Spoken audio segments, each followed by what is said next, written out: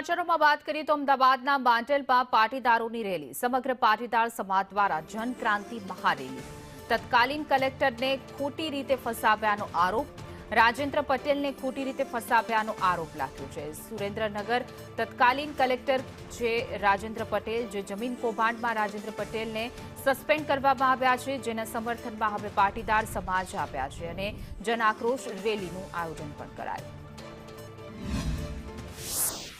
માલ ખાય છે બીજા અને મરે છે ગુજરાતી અધિકારીઓ અને કયા કયા નોન ગુજરાતી અધિકારીઓએ કેટલો ભ્રષ્ટાચાર કર્યો છે અને ભ્રષ્ટાચારીઓ બધા મહેલમાં છે અને સાચા માણસો જેલમાં છે। એ જે મહેલમાં બેઠા છે એ મહેલમાં બેઠેલા અધિકારીઓનું સિંહાસન અડધો કલાક પછી ડોલવા માંડશે।